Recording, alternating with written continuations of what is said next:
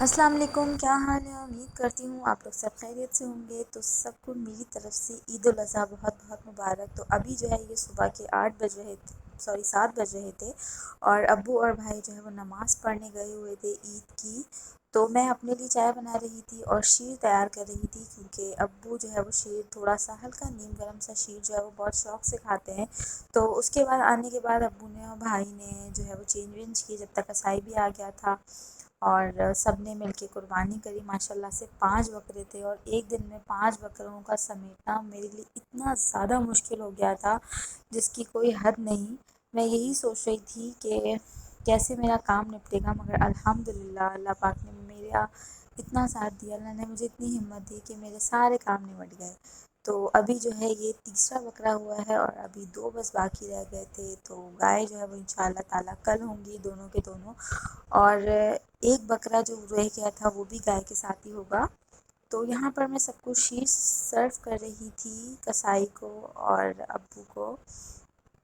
اور یہاں پر جو ہے وہ اوپر سے میں دکھا رہی تھی کہ کس قدر خون ہو گیا۔ تو میں نے ابھی بس جلدی جلدی جو ہے وہ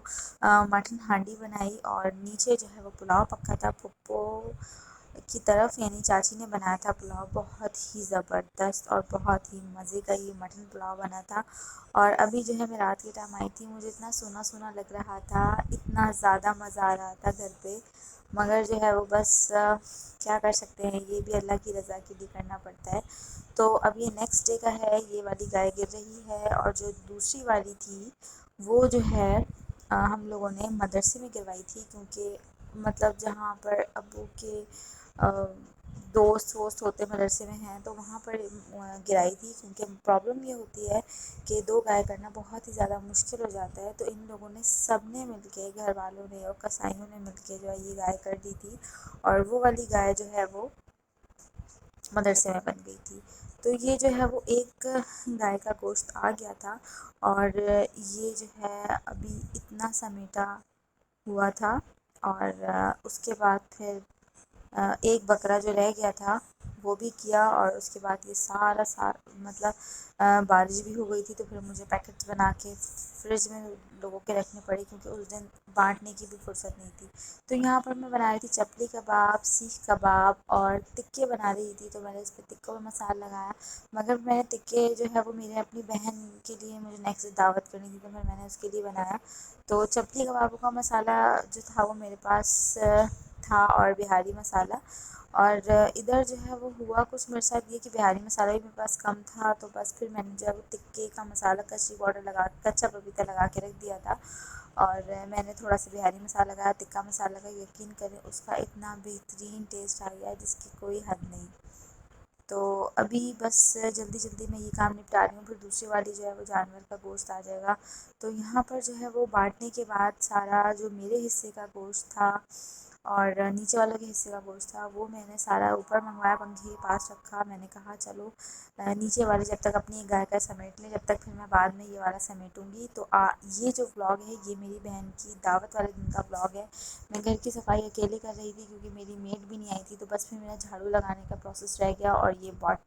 جو پانی کی بوٹل تھی یہ بھی مجھے اس میں اسٹور میں رکھنی تھی۔ تو میں نے جو ہے وہ یہ والا کل والا ٹکا بنایا تھا، اور میں نے مٹن ہانڈی اس کے لیے بنائی تھی، اور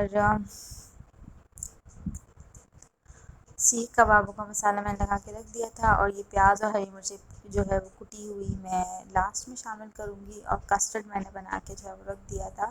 اور یہاں پر میں ہو گئی تھی ریڈی، اور بس میری بہن جو ہے وہ بھی آ گئی تھی، اور میں اپنا بلاگ شوٹ نہیں کر پا رہی تھی ٹھیک سے، کیونکہ مصروفیت اتنی زیادہ تھی کہ مجھے جو ہے وہ اتنا ٹائم نہیں ملا شوٹ کرنے کا۔ تو بس پھر میں نے جلدی جلدی میں نے کہا آپ لوگوں کو اپنا میں ڈریس دکھا دیتی ہوں، مجھے میسیج